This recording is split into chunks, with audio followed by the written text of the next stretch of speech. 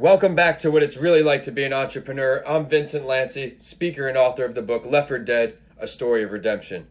Want to know what it's really like to be an entrepreneur? Well, you came to the right place. Whether you're already an entrepreneur, are looking to start your journey tomorrow, or are someone who needs a little extra motivation to get through the day, this is the perfect podcast for you. This is the place where you will learn exactly what it's like in the world of entrepreneurship and hear authentic stories of entrepreneurs grinding on each episode. My goal for this podcast is to help you realize that giving up is never an option. If you missed last week's episode, be sure to tune in after you tune in today. Before I introduce my guest, I'll share an entrepreneurial story to inspire you all. This episode will be Ariana Huffington.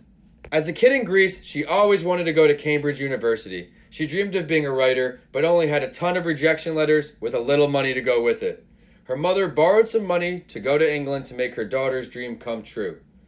She stayed persistent and published about a dozen books. As a true entrepreneur, she set her goals high. She moved from London to New York in 1980, but after a divorce in 1997, she moved to California and ran for governor in 2003. After the 2004 presidential election, she had a meeting to talk about the role that the media played in the election. This is where she met soon-to-be co-founder Ken Lehrer. They shared their ideas to create a combination of a collective blog along with a 24/7 news source. She now has a notable blogging website with an editorial staff of over 50 people from a company you may have heard of in the Huffington Post. Mandela, have you heard of her story before? Yeah, Yeah? phenomenal. Well, that voice you just heard is the sound of my first guest. Why don't you go ahead and introduce yourself, share your story, and what you're working on today? My name is Mandela van Eeden, and I'm an international adventure guide and producer of The Trail Less Traveled, which is an adventure radio series and podcast dedicated to collecting stories and sounds from the most remote locations around the world. And I got into interviewing people when I was about 14 years old. Wow. It was in China. I was traveling with my mother on the Yangtze River, when they were relocating people and taking down villages and bridges in order to flood the Three Gorges for the Three Gorges Dam.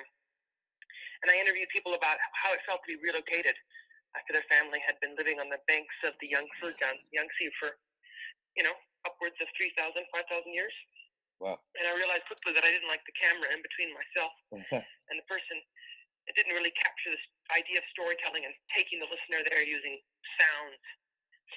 So I started to interview people on live radio at age 18 and did that for about 5 years. And then for the past 10 years, I've been hosting a adventure radio series that comes out weekly on FM radio.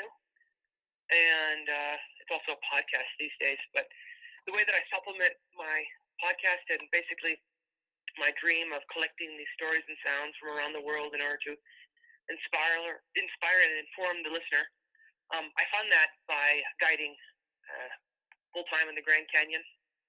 So I'm a paddle boat captain, and I row boats down the Grand Canyon for about 15 days, 226 river miles. And when I'm not in the Grand Canyon, I travel to Africa or New Zealand, Amazing. or Australia, where the rivers are flowing or where the people are telling their stories. And most recently, I was guiding in Morocco this spring, and the Al River, which slices through the Middle Atlas Mountains of Morocco, and documenting the stories of the nomadic tribes, the Tuareg, Berber, and Bedouin men who were living in Sahara, about how they were using celestial navigation. So I like guiding in these countries where I am recording because it helps me to really articulate questions that are relevant to that person. Well, because as a guide, you have to talk about everything from the plate tectonics up to the biodiversity on the surface level. So, yeah, that's what I do. Well, absolutely. That's a great intro. Thank you for that. I'm really excited to get into more detail as we go over the questions. Next what I do is the big five. Each episode, my guests and I go over these 5 questions to help them really learn what it's like to learn an entrepreneur. When did you realize that you weren't happy with what you were doing or that you just needed a change? Never really, my friend. I've always kind of loved what I do, as corny as that sounds. But when I was 17 years old, I found out you could get paid to guide whitewater. and I was in business school, which I completed with a degree in media arts and international marketing and a language background.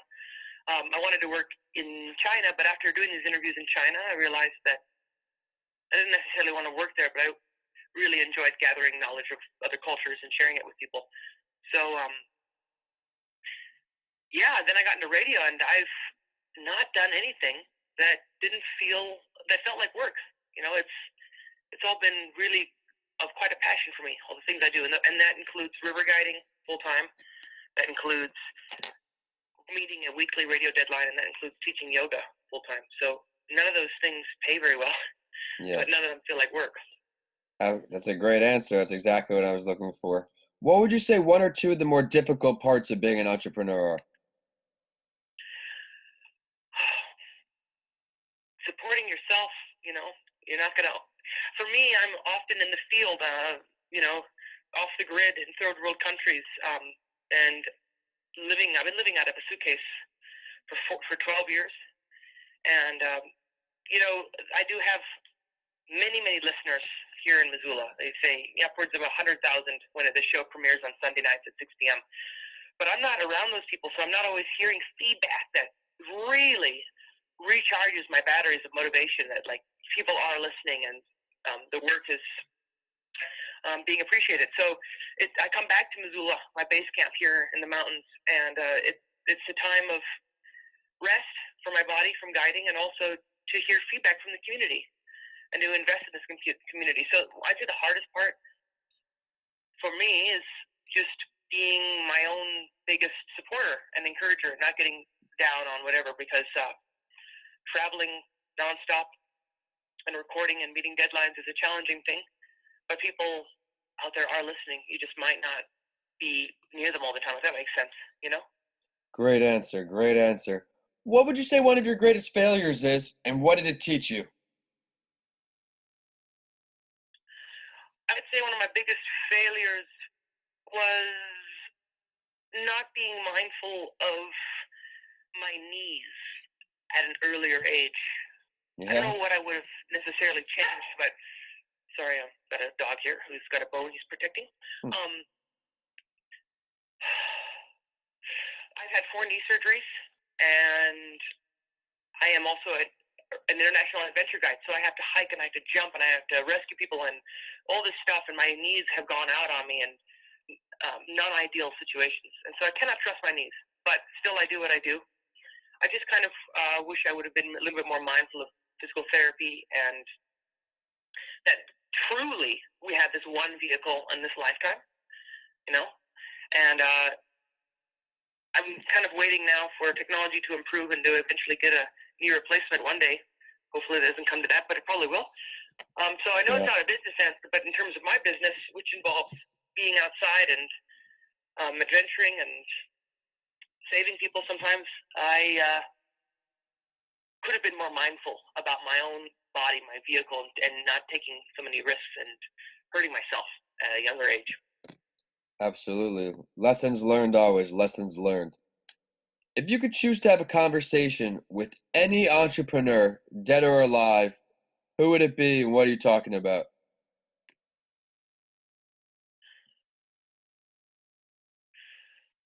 Oh, that's a really good one.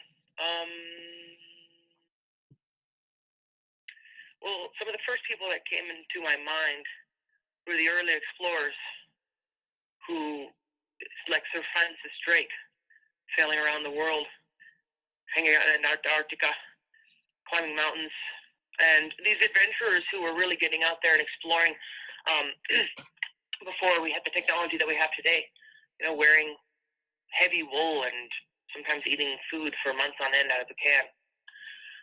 So I'd say the person that I would interview would probably be not interview or just hang out with and talk with. Hang out with, talk with, interview, either or.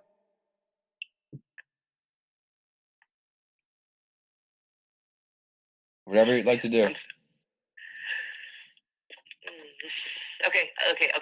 Let's just say the person that would be would most certainly be Stanley or Livingston in Africa, the earlier explorers who were going through the extremes. And I know that that's not entrepreneurship in business, but I'm not talking about the people like Columbus and, some of the pirates, I guess, which Sir Francis Drake could have been considered a pirate. But like going out in search of cultures and not necessarily in search of gold, those kind of entrepreneurs, those early ones, hundreds of years ago. That's a great answer. It's definitely unique. Okay. Definitely unique. Cool. Where do you see yourself in your entrepreneurial endeavors in the future here? Let's look at 1 year and 5 years. And 1 year from today, what do you hope to be doing with yourself? Well, The Trail Less Traveled is an adventure radio series and podcast. You can check out more at traillesstraveled.net. But there's about 375 episodes that have aired over the past 10 years. And most recently, it's been recognized as top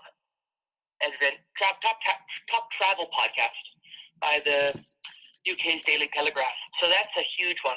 And I hope that exposure gets more subscribers and more feedback for the show and just growing awareness of it, because once more awareness grows for the podcast, as I'm sure you know, you have a bigger audience. And for me, that there's a message out there that each of the guests has to share. We have so much to learn from these cultures all over the world, medicine men and storytellers and just sometimes people who have been sitting on the ground on the beach watching hotels get built around them cutting coconuts for 35 years. We have things to learn from these people.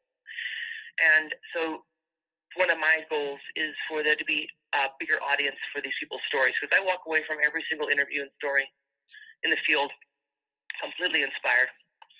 And I hope that from 1 year from now, from 5 years from now, there'll be more awareness of the trail less traveled and just more opportunity to share these stories. How about this? That's a great answer. Thank you so much for coming on today. This is an international story, my first in this new show. This is season 1 of my show, and having someone with ties in Africa and all around the world, I know it's a lot of value going to be added to our listeners. I really enjoyed your whole journey and how you followed your dreams from a young age, at 14 years old. But it's the time for the last word here. Is there something you'd like to share with our listeners that you did not have a chance to touch on yet? Yes, I think that one day you should follow your dreams. And, I often hear people say, I've been meaning to do that. I've been meaning to go to yoga, or, I've always wanted to go to Cuba, whatever it is. Yes, it's a seed that you plant, but the first step you make towards that is a huge one, is a massive one, even if it's just researching the plane tickets. So I'd say, create the life you want to live, and it's going to be hard, especially chasing your dreams. You might have to take a risk and leave a very high-paying job, like some of the people that I have interviewed. Absolutely. But your level of happiness will increase when you do something you love and you're passionate about. So whatever it is that you're passionate about, do it. If it's art, if it's travel, if it's talking to people, whatever it is, do that. That's what I would encourage people to do. Thanks for the great advice. Can you share your social media or your website, any ways for our listeners to follow your journeys, listen to your podcast? Yeah, the podcast is The Trail Less Traveled, and it's available on all podcast platforms. The website is absolutely groovy. I hope you guys check it out. There's pictures and video from whitewater expeditions, be it dropping massive rapids with a GoPro hooked up on the back of the boat, or interviewing people in the outback in Australia. The website is traillesstraveled.net. And you subscribe, contact me. I love hearing from folks. If to be honest with you, if you are feeling inspired and you think of someone that you would like to interview, a new project I'm working on is having people interview storytellers that inspire them to invoke more global community between podcasting and cultures around the world. So, yeah, just contact me. My name's Mandela, traillesstravel.net. Cheers. Thank you so much, Mandela, for joining us again today. And everybody listening, you can follow the show on Instagram at Your Favorite Morning Podcast and on Twitter at Podcast by Lanci.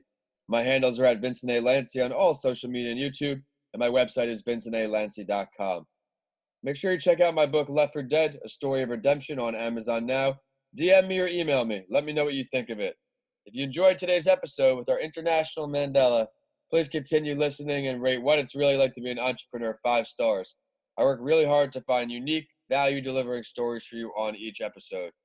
As always, I'll follow the end of the show and the last word with a quote that inspired me, and I know it will for you too. In a gentle way, you can shake the world. Thanks for listening, and I'll see you on the next episode of What It's Really Like to Be an Entrepreneur.